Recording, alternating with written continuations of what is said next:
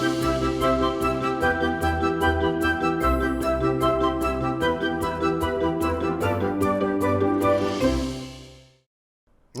आभार, अभिनंदन, स्वागत आप सभी का। हेलो मनी 9, मेरा सवाल है मैं हूं विपुल सिंह।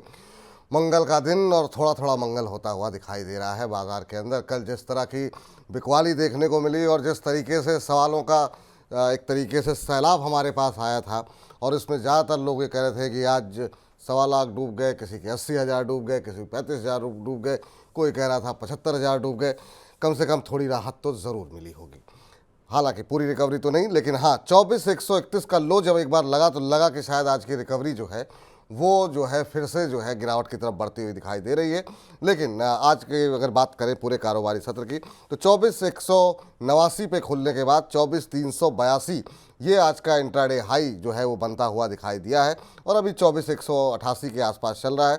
तो अपने हाई से करीब करीब 200 अंक के आसपास की थोड़ा सा हल्कापन ज़रूर देखने को मिला है। लेकिन अभी भी अगर हम जरा एक बार एडवांस डिक्लाइन रेशियो देखें तो वो बुल्स के हाथ में दिखाई दे रहा है। 1762 शेयर ऐसे हैं जो कि बढ़त दिखा रहे हैं और 806 शेयरों में गिरावट देखने को मिल रही है।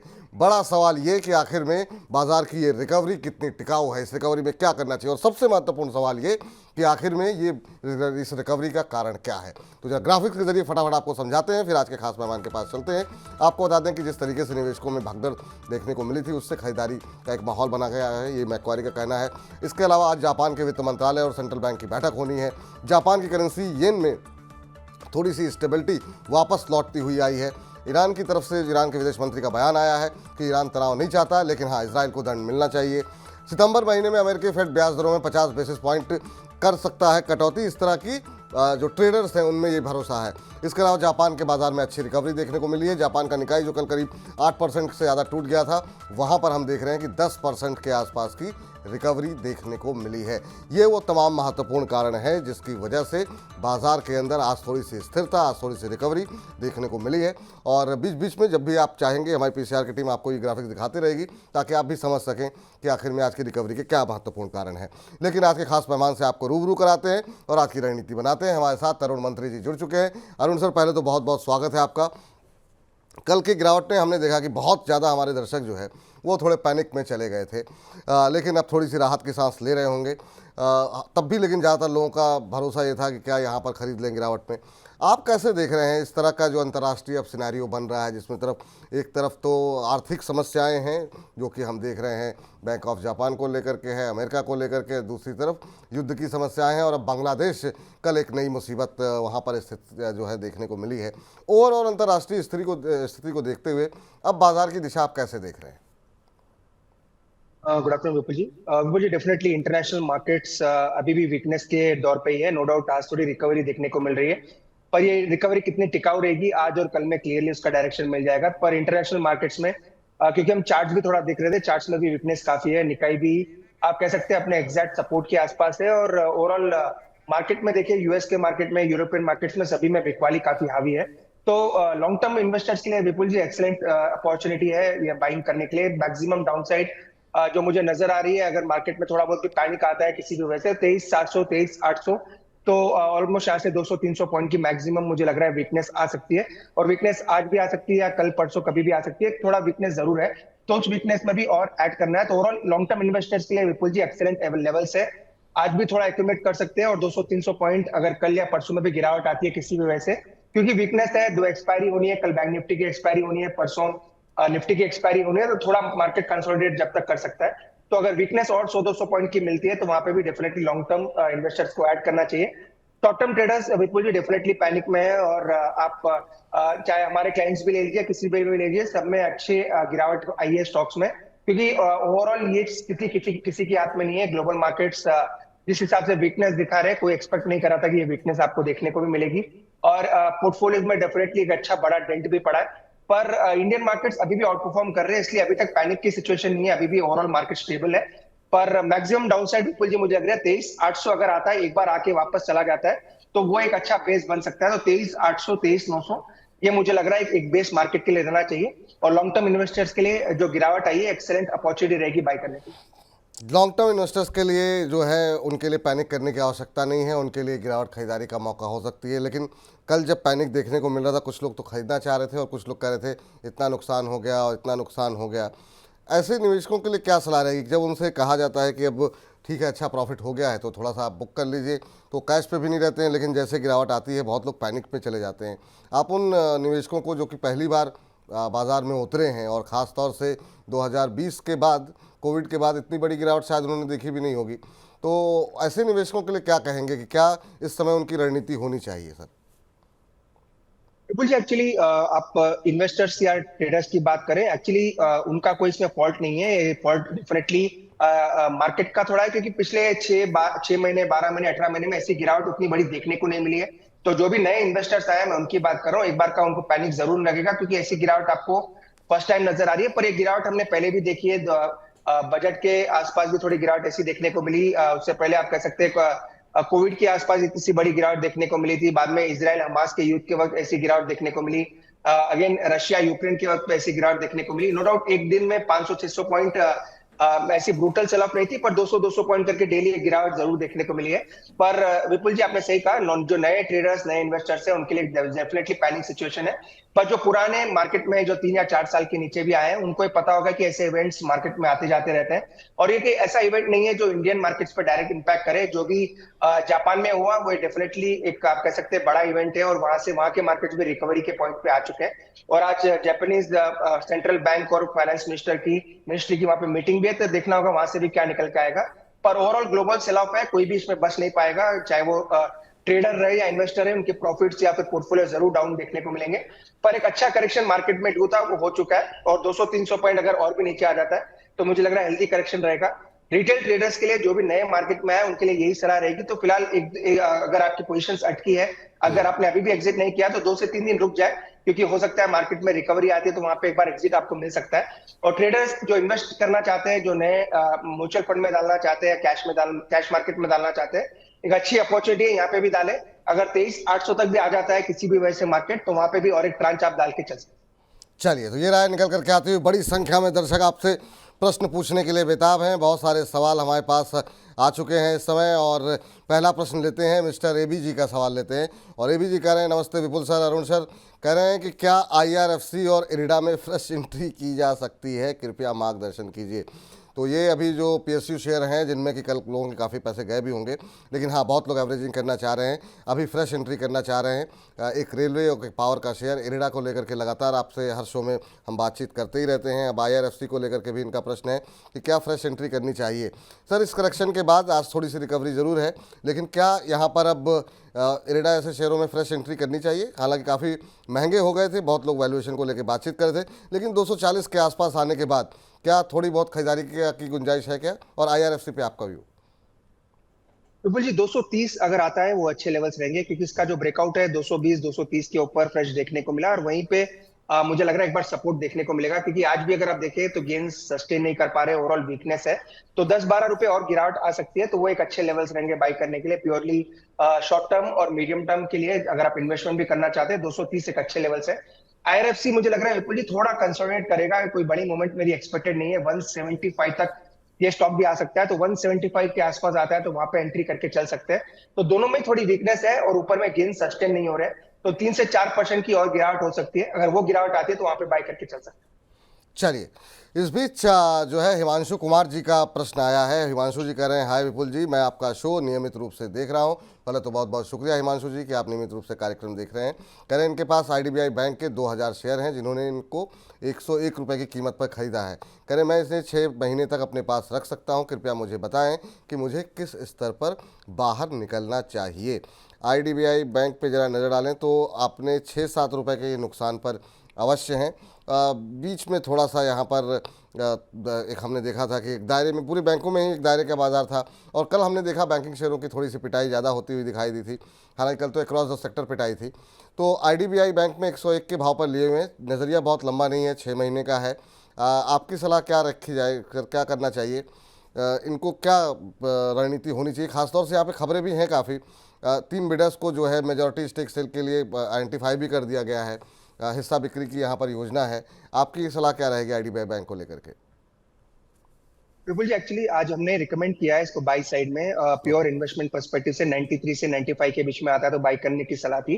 अभी 95 के नीचे ही चल रहा है तो ऑलमोस्ट वो एग्जीक्यूट भी हो चुका है, तो 93 95 स्ट्रॉन्ग बेस है। तो यहाँ पे डेफिनेटली एक्यूमुलेट करना चाहिए। इनकी बाइंग 101 के आसपास है, अगर और ऐड करना चाहें तो 93 के पास कर सकते हैं। वो एक अच्छा सपोर्ट नजर आ रहा है। स्टॉप लॉस जो लगाना है 90 के नीचे लगाए, क्योंकि मैं ऐसे मार्केट में विदाउट स्टॉप लॉस कोई बाय करने की फिलहाल सलाह नहीं दे रहा हूँ। अगर मार्केट अच्छा रहता तो कोई स्टॉप लॉस लगाने की जरूरत नहीं थी। 90 रुपीज के स्टॉप लॉस का 93 के आसपास आता तो बाई करें, वहां पे एक अच्छा एवरेजिंग आपका प्राइस बन जाएगा।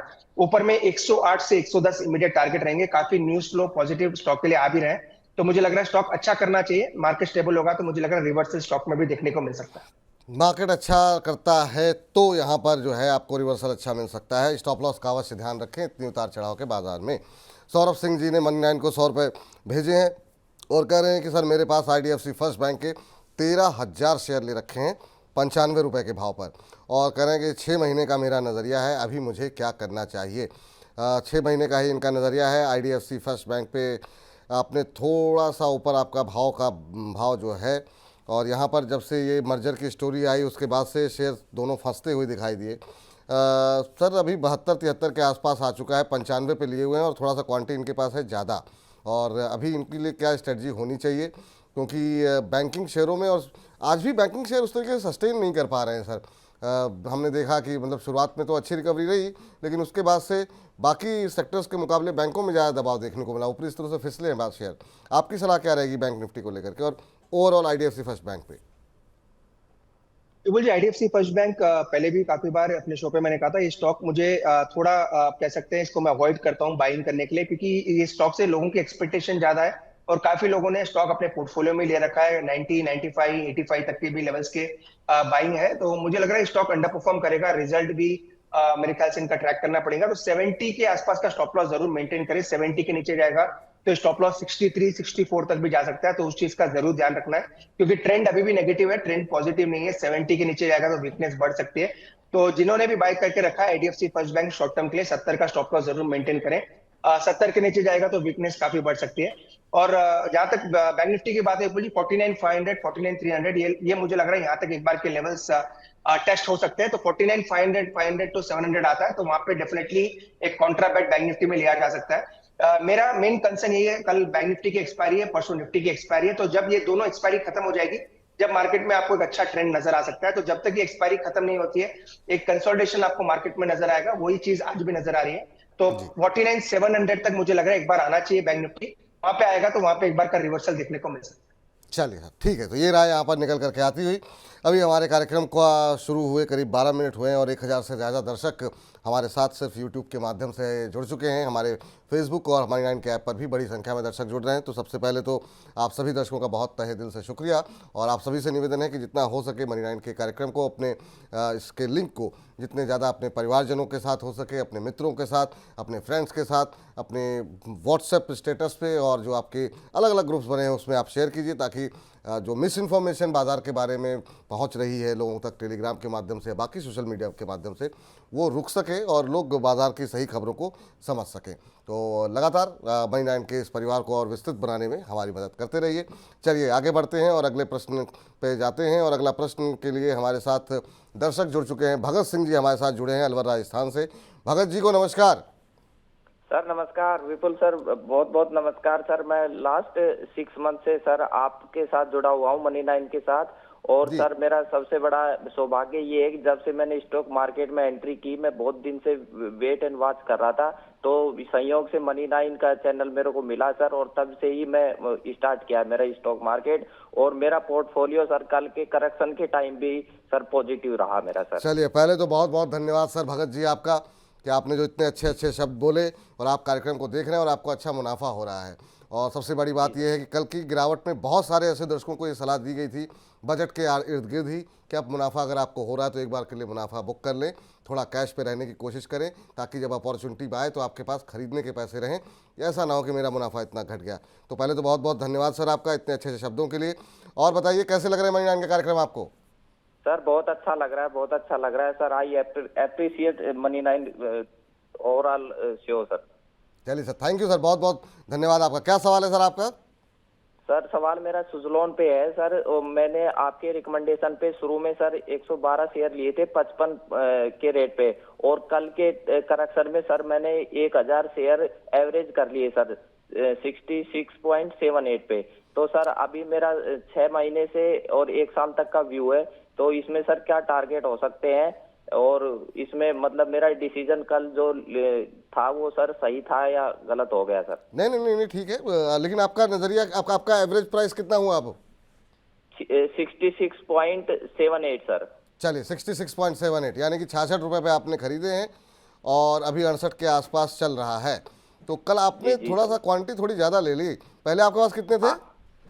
पहले सर 112 थे और कल 1000 शेयर कर लिए सर। कल 1000 शेयर आपने ले ली, क्वांटिटी थोड़ी सी ज़्यादा ले ली आपने। पहले आपकी एवरेज अच्छी थी 55-56 के आसपास की, लेकिन चलिए कोई बात नहीं। लेकिन हाँ, अब चूंकि वॉलेटिलिटी का दौर जो है वो बढ़ता हुआ बाजार में दिखाई देगा, तो फिर थोड़ा सा कॉशियस अप्रोच के साथ चलिएगा, स्टॉप लॉस अवश्य लगा करके चलिएगा। लेकिन हाँ, सुजलॉन को लेकर के अब जो है तमाम ब्रोकरेज हाउसेस भी सकारात्मक हो रहे हैं, लेकिन इन्होंने जो कल एवरेज प्राइस करने के बावजूद इनकी कॉस्टिंग जो है वो कम होने की बजाय बढ़ गई। 112 शेयर पहले थे 56 रुपये के भाव पे, कल इन्होंने 68 के भाव पर और शेयर ले लिए, 1000 शेयर ले लिए। अभी सुजलॉन का भविष्य आपको क्या दिखाई दे रहा है, और इस समय क्या रणनीति होनी चाहिए इनकी? कह रहे हैं कल का निर्णय मेरा सही था कि नहीं? विपुल जी, एक तो कल जो इन्होंने स्टॉक बाई किया, काफी ऊपर बाई किया है, तो वो एक थोड़ा डाउटफुल मुझे लग रहा है निर्णय, क्योंकि ऑलमोस्ट स्टॉक में बड़ी रैली आ चुकी है और 2 रुपये वहां से नीचे है। तो मेरी राय ये रहेगी, एक बार का क्वांटिटी थोड़ा कम कर लें। नो डाउट थोड़ा लॉस होगा, पर क्वांटिटी कम कर लें। एवरेजिंग करना है तो हमेशा नीचे में करें। जब भी अपने स्टॉक प्राइस के आसपास आया, उसके नीचे मिलता है तो उसको एवरेजिंग आप कहेंगे। अगर आप ऊपर एवरेज करेंगे तो उसको आप टर्टल ट्रेडिंग करते हैं। टर्टल यानी जैसे जैसे स्टॉक बढ़ता है क्वांटिटी बढ़ाते रहते हैं, तो वो चीज ना करें, क्योंकि सुजलॉन जैसा स्टॉक में कभी भी कोई भी न्यूज फ्लो आपको देखने को मिल सकती है। डेफिनेटली ये स्टॉक हमने कभी रिकमेंड नहीं किया है, पर जिनके पास है उनको होल्ड जरूर करा, क्योंकि मोमेंटम काफी स्ट्रांग था। तो एक तो पहला काम ये करें कि अपनी जो क्वांटिटी आप कर लें। करेक्शन आता है तो वहां पे ऐड करें, 60-62 के आसपास किसी भी वजह से आता है तो ऐड करें, वरना नहीं आता है तो वैसे का वैसे ही छोड़ दें। तो एक तो वो एक चीज आपको करनी है। स्टॉक का टारगेट वैसे जहां तक बात है, मुझे लग रहा है 74 से 78 तक के इमीडिएट टारगेट स्टॉक में रहेंगे, तो वो टारगेट डेफिनेटली अचीव हो सकते हैं। पर एंट्री थोड़ी ऊपर आपने की है तो उसको थोड़ा एक बार का रिव्यू करें। एक बार का एग्जिट करके जब स्टॉक में करेक्शन है तब जब री एंट्री करेंगे तो आपकी एवरेज प्राइस नीचे आएगी। टारगेट 74 से 78 तक के आसपास के रहेंगे।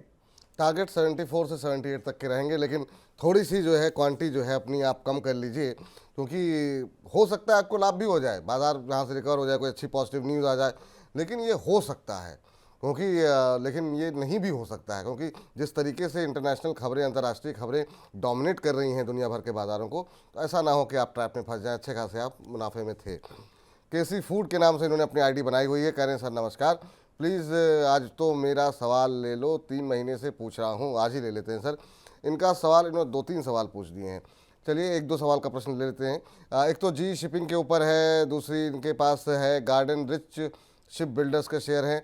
जी शिपिंग इन्होंने 1300 महीने के भाव पर लिए हुए हैं और 2150 पे इन्होंने लिए हुए हैं गार्डन रिच शिप बिल्डर्स के शेयर। ये, और एक सवाल और हम ले लेते हैं शिपिंग कॉर्पोरेशन ऑफ इंडिया, क्योंकि इस पर भी बहुत सारे सवाल हमारे पास पहले से पेंडिंग पड़े हुए हैं। ये सर जो जितना ये पूरा डिफेंस के, ये खासतौर से युद्ध के क्षेत्र, ये माफ़ कीजिएगा, ये जो जितनी भी शिपिंग कंपनियां हैं जिनकी की बड़ी भूमिका रही है, इनको आप कैसे देख रहे हैं, इनका भविष्य कैसे देख रहे हैं? बहुत लोगों का ये मानना था कि ठीक है, अब शुरू में एक मोमेंटम रहा, उसमें काफ़ी शेयर चल गए, लेकिन अब यहाँ पर ना तो सरकार का फोकस है, ना बजट में कोई जिक्र हुआ है, तो अब इनसे दूरी बना लेनी चाहिए। अच्छा खासा करेक्शन भी हो गया है। आपकी सलाह क्या रहेगी? जी shipping, SCI, garden reach shipbuilders, जो कि काफ़ी पसंदीदा शेयर्स हुआ करते थे एक्सपर्ट की तरफ से भी। बिल्कुल जी, SCI तो मुझे पसंद है। 270-80 के आसपास मैंने वो कहा था कि यहाँ पे खरीदारी कर सकते हैं, 265 के आसपास है, तो अभी भी ये स्टॉक गवर्नमेंट का इसका फोकस जरूर है। डेफिनेटली अभी रेडार पे नहीं है, पर ये स्टॉक हो सकता है आने वाले दिनों में रेडार पे रहे, तो उस स्टॉक को जरूर अपने रेडार पर रखें। पर डिफेंस के जो शिप बिल्डिंग स्टॉक्स है, उनमें मैंने पहले भी कहा था विपुल जी, अगर आपको याद होगा, कि उनसे थोड़ा दूरी रखें। वो काफी चल चुके हैं, उनमें करेक्शन जो है वो करेक्शन देखने को भी मिल रहा है। तो SCI में तो पॉजिटिव रहा है, जिनके पास है उनको होल्ड करना चाहिए। डिफेंस के जो PSU स्टॉक्स है, जो कि शिप बिल्डिंग डिफेंस कंपनीज है, उनसे फिलहाल दूर रहे, उनमें कोई खरीदारी की सलाह भी नहीं है। जी शिपिंग के रिजल्ट्स काफी अच्छा है, तो अगर इसमें करेक्शन आता है 1250-1220 तक, तो एक अच्छे लेवल्स रहेंगे स्टॉक को ऐड करने के लिए। तो ओवरऑल अगर शिपिंग की बात करें तो जी शिपिंग, SCI, ये 2 बेटर स्टॉक है। जी शिपिंग अगर 1220 1250 के आसपास मिलता है तो अच्छे स्टॉक रहेंगे। और शिपिंग के अलावा इसका ही अलाइड सेक्टर देखें, अगर पोर्ट्स की बात करें तो JSW infra, even Adani port, ये दोनों स्टॉक भी मुझे पसंद है, दोनों अच्छा कर सकते हैं। तो शिपिंग के अलावा अगर पोर्ट्स में बिजनेस में भी जाना है तो जेएसडब्ल्यू इंफ्रा या अडानी पोर्ट्स, उनको भी आप ऐड करके चल सकते हैं। चलिए, तो ये राय निकल करके आती हुई इस बीच जो है वंशिका चेटवानी जी का सवाल है और इन्होंने सारे के सारे पीएसयू शेयरों को भर करके भेज दिया है हमारे पास और कह रही हैं वंशिका चेटवानी जी, राधे राधे सर जी। कह रही हैं अचल, IRB infra, IREDA, SCI, RVNL, इनमें से कहीं पर भी क्या फ्रेश एंट्री की सलाह रहेगी क्या सर? प्लीज़ बताएं यहाँ पर टारगेट के साथ। ये सर पीएसयू शेयर ऐसे हैं जो कि अभी भी मुझे लगता है 3 4 5 महीने तो हो गए होंगे हम लोगों को कम से कम पीएसयू शेयरों को डेली डिस्कस करते हुए, लेकिन हाँ, दर्शकों की रुचि अभी भी लगातार इनमें बनी हुई है। आपकी क्या सलाह रहेगी? क्या अभी फ्रेश एंट्री करनी चाहिए, थोड़ी दूरी रखनी चाहिए, या और इनमें से कहाँ पर आपको लगता है कि अभी भी खरीदारी के मौके हैं? इरेडा पे बातचीत हो गई, लेकिन आईआरबी इंफ्रा है, सीसी है, आरवीएनएल है, शिपिंग कॉरपोरेशन ऑफ इंडिया है, एचएल पे तो आपने बताया कि इनका सवाल है। इनमें से फ्रेश एंट्री की सलाह देंगे किसी को गिरावट में?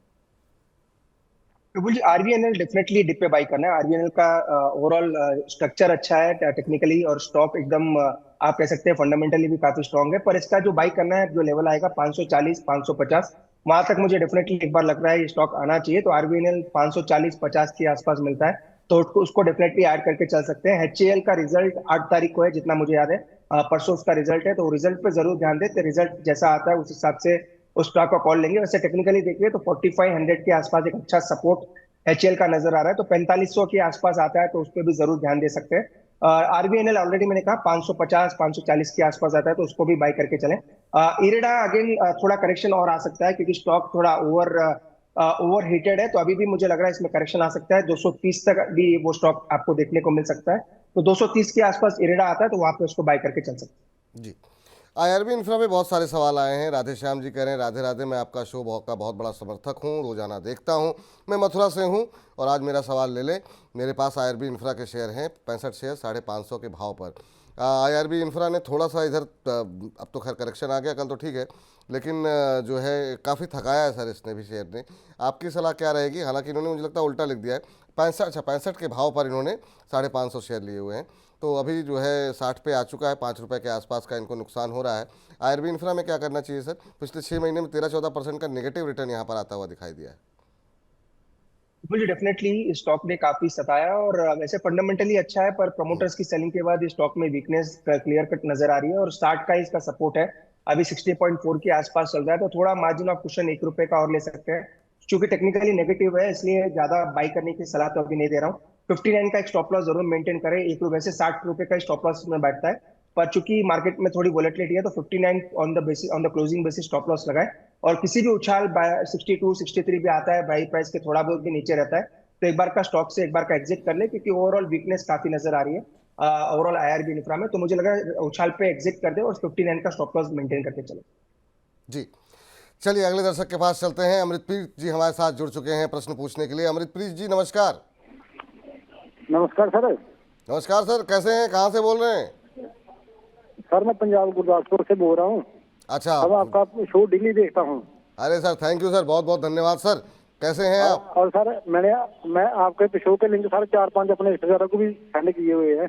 अरे सर थैंक यू सर, बहुत बहुत धन्यवाद। वो आपकी- जी जी, आप जैसे दर्शक ही हैं जिनकी वजह से मनी 9 के कार्यक्रम अब गांव-गांव तक और देश के कोने-कोने तक पहुंच रहे हैं, तो बहुत बहुत शुक्रिया। ऐसे ही और भी ज़्यादा दर्शकों तक, और भी ज़्यादा मित्रों तक, दोस्तों तक, परिवारजनों तक कार्यक्रम को पहुंचाइए आप। आज बताइए क्या प्रश्न है आज जी आपका? जी सर मेरे पास इंजीनियर इंडिया है 160 के भाव से 150 शेयर है।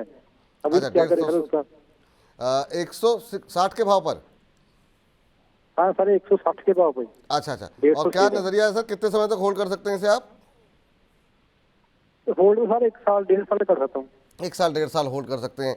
फंडामेंटली बहुत सारे एक्सपर्ट्स को ये कंपनी पसंद आती है, अपने क्षेत्र की मजबूत कंपनी है, और यही वजह है कि शायद इतनी गिरावट आने के बावजूद भी आपने सही समय पर एंट्री ली और उसका लाभ आप उठा रहे हैं। 160 पे आपने लिया हुआ है और ये शेयर अभी भी जो है आपको अच्छा मुनाफा दे रहा है। अभी भी लंबा इनका नज़रिया है सर। इंजीनियर्स इंडिया, आपकी क्या राय रहेगी इस कंपनी को लेकर के? कल जरूर यहाँ पर दबाव देखने को मिला था, आज भी थोड़ा सा दबाव है, लेकिन तब भी ये मुनाफे पे बने हुए हैं। 237 के आसपास का भाव, 160 पे इन्होंने खरीदा है। और कुछ दिन पहले ही हमने देखा प्रभुदास लीलाधर की तरफ से और कुछ एक ब्रोकरेज हाउसेस की तरफ से यहाँ पर 295, 300 तक के टारगेट लिए जा रहे थे। अभी कैसा लग रहा है सर आपको? बिल्कुल जी, शॉर्ट टर्म में करेक्शन आ सकता है। शॉर्ट टर्म में तो चूंकि मार्केट में ओवरऑल वीकनेस है तो करेक्शन जरूर देखने को मिलेगा। 230 तक भी एक बार स्टॉक आ सकता है। फंडामेंटली जैसा अगर आपने कहा, काफी ब्रोकरेज को कवर भी करते हैं, फंडामेंटली काफी स्ट्रॉन्ग स्टॉक है। जैसे भी इनकी बाइंग प्राइस काफी नीचे की है तो कोई दिक्कत नहीं है, अभी भी होल्ड करके चलें। एक ही चीज ध्यान रखें, करेक्शन जरूर आ सकता है क्योंकि स्टॉक में शॉर्ट टर्म में वीकनेस है, मार्केट में भी वीकनेस है, तो शॉर्ट टर्म में वीकनेस 230 तक भी बढ़ सकती है। तो लॉन्ग टर्म नजर आए तो कोई दिक्कत नहीं है, होल्ड करके चलें। 230 225 तक हो सकता है एक बार का स्टॉक फिसल भी सकता है और वहां से रिकवरी आनी चाहिए। तो स्टॉक शॉर्ट टर्म में स्टॉक में वीकनेस है, पर लॉन्ग टर्म में कोई दिक्कत नहीं है, होल्ड करके चल सकते हैं। चलिए, ये राय यहाँ पर निकल करके आती हुई। चलिए, बहुत सारे दर्शकों के सवाल हैं, उस पर भी हम नज़र डालेंगे और सबके प्रश्नों के उत्तर देंगे। लेकिन सबसे पहले देख लेते हैं हमारी खास सेगमेंट सौदा मुनाफे का।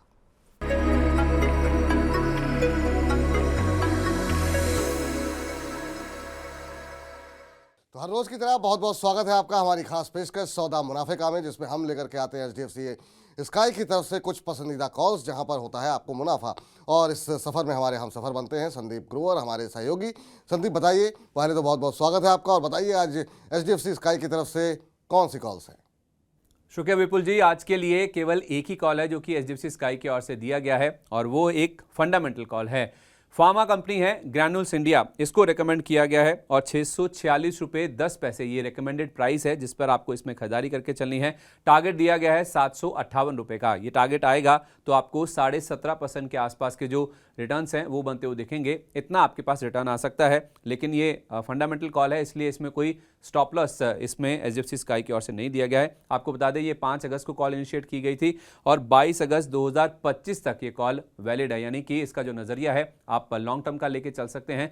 22 अगस्त 2025 तक आप इस स्टॉक को होल्ड करते हैं तो 17% से ज़्यादा का रिटर्न आपको इस स्टॉक में देखने को मिल सकता है। ये तमाम trading calls HDFC sky app का एक फीचर है, जहां आप HDFC स्काई की in house expert research team से रिकमेंडेशंस ले सकते हैं।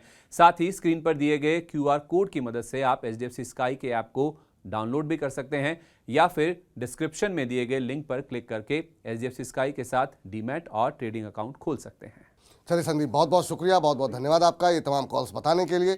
तो फिलहाल हमारी इस खास पेशकश में इतना ही।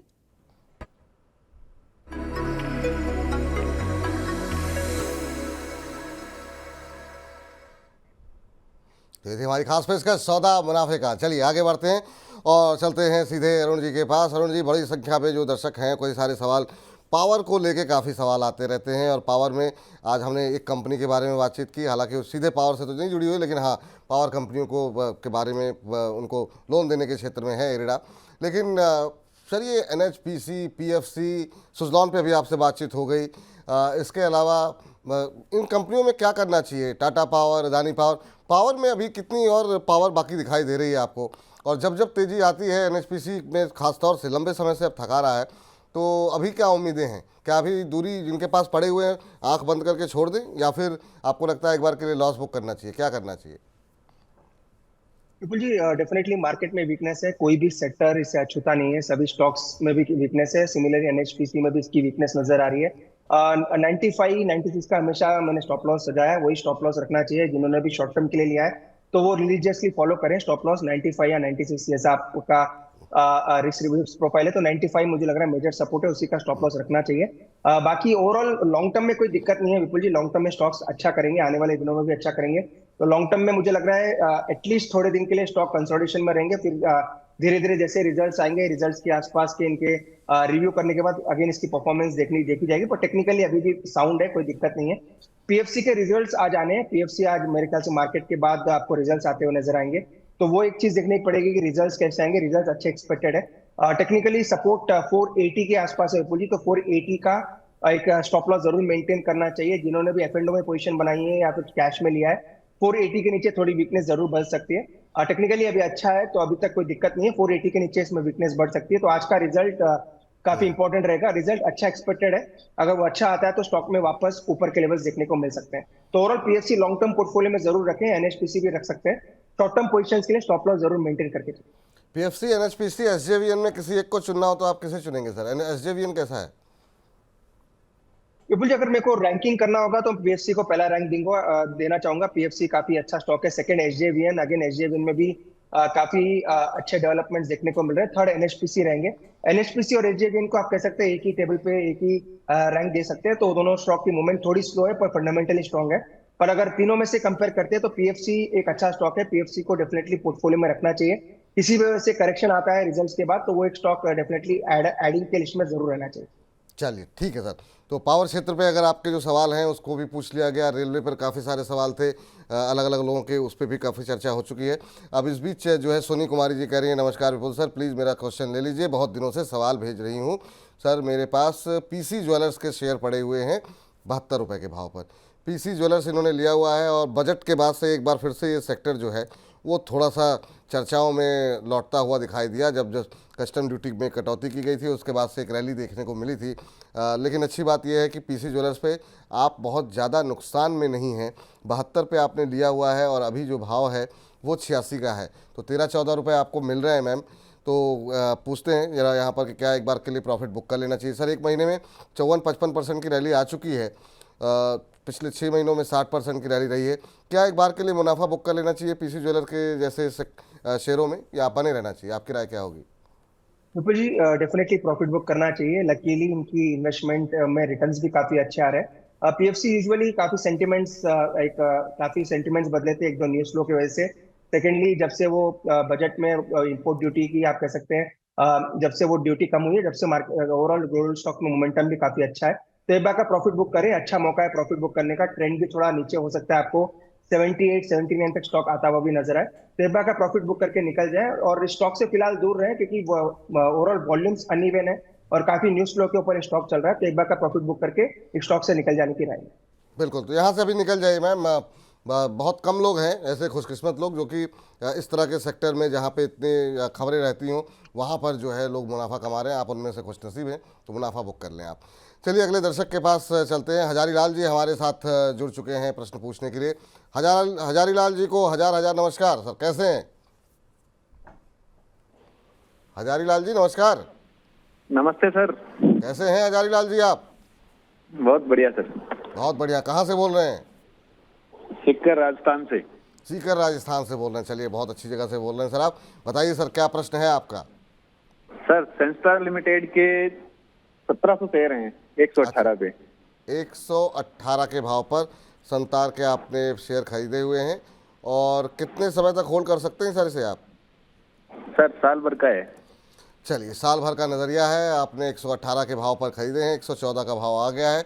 ये लिस्टिंग के बाद खरीदे आपने? हाँ सर। अच्छा। कोशिश ये करनी चाहिए कि जो अभी तुरंत हाल फिलहाल की लिस्टिंग हो, जब तक उसमें बहुत बड़ा करेक्शन ना आए तो अवॉइड करना चाहिए, क्योंकि फिर धीरे धीरे वो एक दायरे में रहता है, प्राइस एडजस्ट होता है, शेयर नीचे जाता है। कुछ एक मामले अलग हैं, खासतौर से ऐसे माहौल में जब बाजार में इतनी वोलेटिलिटी हो। अभी 3-4 रुपये के नुकसान में है। आप कितने समय बताया आपने होल्ड कर सकते हैं? साल भर? चलिए हाँ जी। अरुण सर आपकी राय क्या होगी? हाल फिलहाल की लिस्टिंग 118 पे खरीदे हैं, 114 का भाव है। बहुत ज़्यादा चार्ट्स अवेलेबल नहीं होंगे, लेकिन क्या अगर आपने फंडामेंटली अगर आपने ट्रैक किया हो तो इसमें क्या बने रहना चाहिए अभी? ये विपुल जी, थोड़ी वोलेटिलिटी अगर ये झेल सकते हैं क्योंकि मार्केट में वीकनेस है और आने वाले दिनों में भी और भी वोलेटिलिटी रहेगी, तो डेफिनेटली होल्ड करें, कोई दिक्कत नहीं है। स्टॉक फंडामेंटली भी अच्छा है। लिस्टिंग के बाद स्टॉक में कोई बड़ी गिरावट भी देखने को नहीं मिली है और वॉल्यूम्स भी आप कह सकते हैं धीरे धीरे ऊपर जा रहे हैं क्योंकि 8 से 10 सेशन अभी तक ट्रेडिंग के हुए हैं।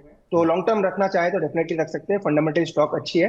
एक ही चीज का ध्यान रखें, अपसाइड और डाउन साइड दोनों के वोलेटिलिटी अभी आने वाले दिनों में देखने को मिल सकती है। तो उस चीज के लिए अगर ये तैयार है, क्योंकि 1 साल का व्यू है, तो वो चीज आने वाले दिनों में भी देखने को मिल सकती है। तो फंडामेंटली स्ट्रांग है, कोई दिक्कत नहीं है। 1 साल का व्यू है तो डेफिनेटली होल्ड करके चल सकते हैं। ठीक। अनवर शेख साहब ने एक सवाल पूछा है, बड़ा इंटरेस्टिंग सवाल है सर, और तमाम हमारे दर्शकों को भी सुनना चाहिए। कह रहे हैं कि सर स्टॉप लॉस को लेके एक क्वेश्चन है।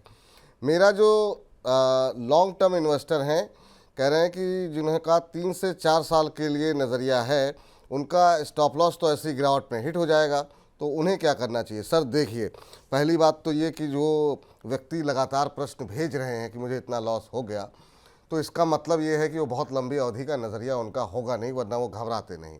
तो सवाल वही पूछ रहे हैं जो घबरा रहे हैं। सर इनका सवाल वैसे जेन्युइन है, अगर इसको सवाल को अलग तरीके से देखा जाए कि क्या जो लंबी अवधि के निवेशक हैं उनको भी स्टॉप लॉस लगाने की आवश्यकता होती है क्या? और उनके लिए क्या ऐसे मौके पे तो स्टॉप लॉस कट जाएगा, उनके लिए क्या रणनीति आप सजेस्ट करेंगे? देखिए विपुल जी, यूजुअली अगर आप मैं प्योर फंडामेंटली या प्योर टेक्निकली के बात करूं तो यूजुअली इन्वेस्टर्स के लिए कोई स्टॉप लॉस रहता नहीं है, क्योंकि सपोर्ट के आसपास यूजुअली इन्वेस्टर्स को बाई करने की सलाह देती है और स्टॉप लॉस जो हम लगाते हैं सपोर्ट के नीचे लगाते हैं। तो कंप्लीटली डिफरेंट सिनारियो है इन्वेस्टर्स के लिए। जो भी 2 या 3 साल का व्यू रख रहा है, 2-3 महीने के लिए कोई बाई करता है तो उनको ट्रेडर ही कहा जाता है। 3 से 6 महीने भी बाई करता है तो भी इसके लिए ट्रेडर की ही आप कह सकते हैं आइडियोलॉजी या कह सकते हैं ट्रेडर की टर्मिनोलॉजी यूज होगी। तो जो भी 2 से 3 साल के लिए बाई कर रहे हैं उनके लिए कोई स्टॉप लॉस की जरूरत नहीं है, क्योंकि 3 साल का व्यू है तो वोलेटिलिटी दोनों साइड उसको जरूर देखने को मिलेगी।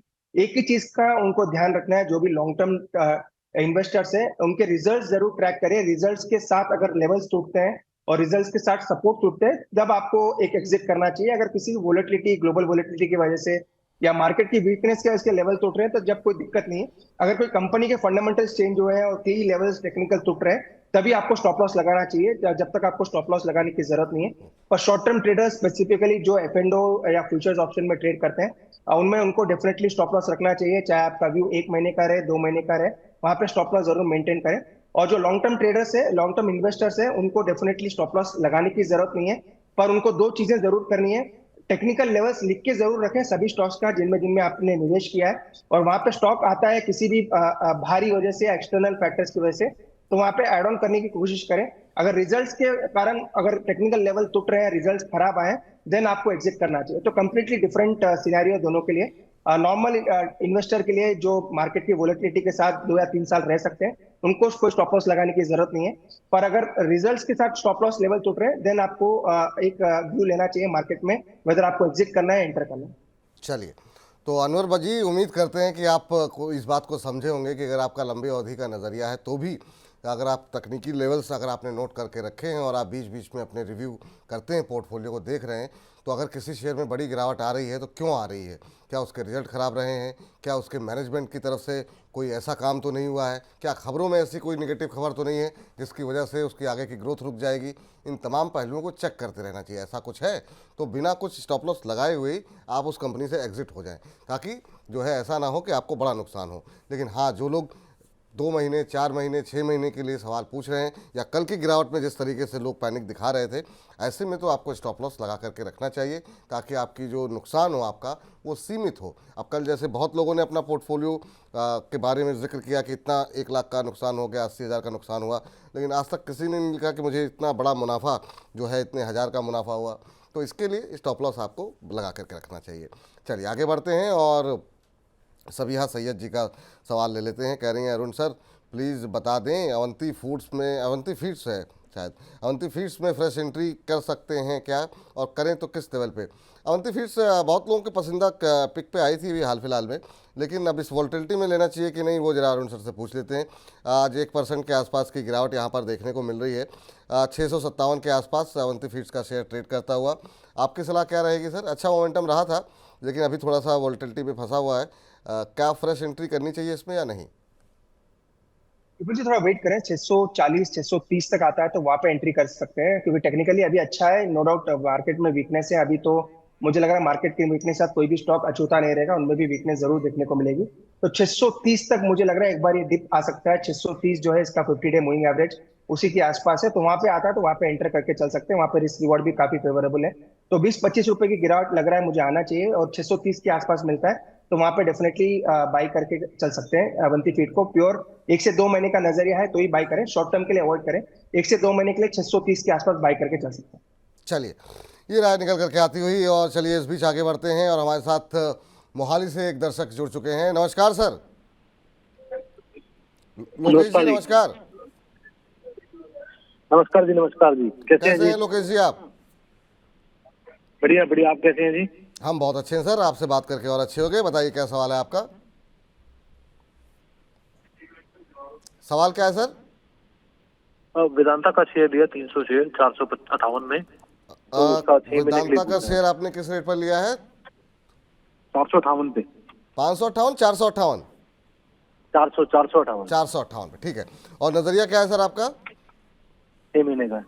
1 महीने का? सर इतनी वोलेटिलिटी के बाजार में 1 महीने का, 6 महीने का बताया, 1 महीने का सर? 6 महीने 6 महीने छह महीने का। अच्छा अच्छा, मुझे लग रहा है मेरे कान में थोड़ी सी समस्या हो रही है और इस वजह से सही शब्द सुनाई नहीं दे रहे हैं। अभी देखें तो 1 महीने में 11% के आसपास का करेक्शन आ चुका है और 6 महीने का आपका नज़रिया है 413 के आसपास चल रहा है, 458 पे आपने लिए हैं। शेयर ने बीच में बहुत थकाया था लेकिन उसके बाद काफ़ी शानदार रैली रही और अभी एक कंसोलिडेशन के बाद अब बाजार की गिरावट में गिर भी रहा है। सर 6 महीने के नज़रिए के लिहाज से वेदांता पर क्या टिप्पणी रहेगी आपकी? तो फिर स्टॉप लॉस जरूर लगाना चाहिए स्टॉक में, क्योंकि मेटल वाला स्टॉक है। अगेन वोलेटिलिटी काफी ज्यादा है। अभी भी टेक्निकली देखें तो टेक्निकली एक ब्रेकडाउन ऑलरेडी आ चुका है और 405 की तरफ जाने के लिए स्टॉक तैयार है। तो उस चीज का जरूर ध्यान रखें कि आने वाले दिन में वीकनेस बढ़ेगी और 400 से 395 से 400 के आसपास एक मेजर सपोर्ट है। 100 डे मूविंग एवरेज के नीचे थोड़े लेके लेवल्स में दे रहा हूँ, तो 395 या 400 उसी का स्टॉप लॉस जरूर मेंटेन करें। 395 का लगाएंगे तो और बेटर रहेगा। उसका स्टॉप लॉस ला के होल्ड करें, क्योंकि इनका 3 से 6 महीने का ही नजरिया है और हो सकता है वोलेटिलिटी भी देखने को मिल सकती है आने वाले दिनों में, क्योंकि weakness metal stocks overall globally भी नजर आ रही है। तो 395 के स्टॉप लॉस होल्ड करें। 430 435 भी आता है तो एक बार का स्टॉक से निकल जाए। कोई बड़ी तेजी मुझे नहीं लग रहा स्टॉक में आपको आने वाले दिनों में देखने को मिलेगी। चलिए चलिए 2 सवाल और ले लेते हैं सर, उसके बाद बजिंग स्टॉक्स का रुख करते हैं। समय ज़्यादा हो रहा है, अभी हमारे साथ आईपीओ का सेगमेंट भी बाकी है, चुन के भी बाकी है। रामवीर ठाकुर साहब कह रहे हैं कि प्लीज़ मेरा सवाल ले लीजिए। आज मेरे पास आईओसी के 642 शेयर हैं। आईओसी इनके पास है 166 के भाव पर। और एक हमारे दर्शक जुपिटर वैगन के ऊपर प्रश्न पूछ रहे थे, उनका नाम मैं मिस कर गया, प्रतीक अस्थाना साहब, और कह रहे हैं 1 महीने से हम सवाल पूछ रहे हैं, मेरा सवाल नहीं लिया गया है। 600 के भाव पे इन्होंने जुपिटर वैगन लिया हुए 40 शेयर इनके पास पड़े हुए हैं। ये दोनों पे आपकी संक्षिप्त टिप्पणी चाहेंगे सर। और इस बीच हमारे पास 1600 से ज़्यादा दर्शक खाली यूट्यूब के माध्यम से हमें देख रहे हैं, तो ऐसे ही आप लोग अपना समर्थन जो है बढ़ाते रहिए ताकि हम आप तक अच्छी अच्छी जानकारी, अच्छी अच्छी खबरें लेकर के आते रहें। जी अरुण जी। तो जो जेडब्ल्यूएल में तो वीकनेस है और डेफिनेटली फंडामेंटली कोई इशू नहीं है, पर टेक्निकली और करेक्शन 550 540 आ सकता है। मेजर सपोर्ट 540 के आसपास है, तो उसके नीचे फिलहाल मुझे जाता हुआ नजर नहीं आता। वैसे तो टेक्निकली बड़ा सपोर्ट 620 का ही था, उसके नीचे स्टॉक ऑलरेडी आ चुका है और तो कंटिन्यूस वीकनेस देखने को मिल रही है। तो 550 के आसपास मुझे लग रहा है एक बार स्टॉक रुकना चाहिए। उसी के आसपास आता है तो एक बार रिव्यू करेंगे। फिलहाल स्टॉक लगाने की सलाह नहीं, क्योंकि स्टॉक में ऑलरेडी बड़ा वीकनेस ऑलरेडी देखने को मिला है। तो 540 तक मुझे लग रहा है विपुल जी एक बार स्टॉक नीचे जरूर आ सकता है। दूसरा कौन सा स्टॉक आपने बोला विपुल जी? आईओसी सर 116 पे इन्होंने लिया हुआ था, राजीव रिंगम जी ने 92 पे लिया हुआ है और भी बहुत लोगों के सवाल आईओसी पर हैं। विपुल जी अगेन आईओसी फंडामेंटली स्ट्रांग है, तो फंडामेंटली तो कोई बड़ा कमेंट करने की जरूरत नहीं है। स्टॉक अच्छा है और लॉन्ग टर्म पोर्टफोलियो में जरूर रहना चाहिए। डिविडेंड भी 7 से 8 रुपए का डिविडेंड एनुअली देता भी है, तो लॉन्ग टर्म में कोई दिक्कत नहीं है। पर शॉर्ट टर्म में अगेन विपुल जी क्रूड 75 के आसपास है, तो काफी बड़ा पॉजिटिव स्टॉक के लिए है। तो शॉर्ट टर्म और लॉन्ग टर्म मुझे लग रहा है दोनों में स्टॉक अच्छा करना चाहिए। ऊपर में 185 190 तक तो इमीडिएट टारगेट्स मुझे स्टॉक में नजर भी आते हैं, तो कोई दिक्कत नहीं है। जिनके पास भी पोर्टफोलियो में होल्ड करके चलें, आने वाले दिनों में स्टॉक काफी अच्छा कर सकता है। आने वाले दिनों में शेयर काफ़ी अच्छा कर सकता है। इस बीच पूजा छेड़ा जी कह रही हैं इरेडा के बारे में, एसजेवीएन के बारे में, कोई गार्डन रिच के बारे में पूछ रहा है। आप सभी लोगों से निवेदन है कार्यक्रम को एक बार जो है दोबारा देखिएगा। रात को 8 बजे हम लोगों की बातचीत का जो हिस्सा होता है वो हम मनी मास्टर के रूप में अपलोड करते हैं, तो आपको तमाम प्रश्नों के उत्तर बहुत डिटेल में मिल जाएंगे। बस पेन कॉपी नोट लेकर, लेकिन हाँ फिर कार्यक्रम पूरा देखना पड़ेगा। बहुत लोग लेट एंट्री करते हैं तो उनके वो जो है उनके सवाल जो है वो छूट जाते हैं, तो इस बात का अवश्य ध्यान रखें। सर एक लाइन में अगर एक उत्तर बताएं, पीएसयू में अब क्या करें, क्योंकि ये सवाल लगातार हमारे पास आ रहा है, क्योंकि हमने अलग अलग क्षेत्र की तो बात करी, रेलवे की, डिफेंस की, लेकिन पीएसयू का भविष्य अभी क्या सेक्टर रोटेशन करना चाहिए क्या अभी? विपुल जी क्लियरली एक डिस्क्लेमर है, ओएनजीसी, गेल, कोल इंडिया, ये तीनों हमने एवरी डिक्लाइन पे बाई करने की सलाह दे रखी है और आज भी डिक्लाइन आया है, तो आज भी हो सकता है 2 या 3 बजे बाई करने की सलाह दे। तीनों स्टॉक मुझे लग रहा है आउट परफॉर्मर्स रहेंगे नेक्स्ट 6 महीने तक।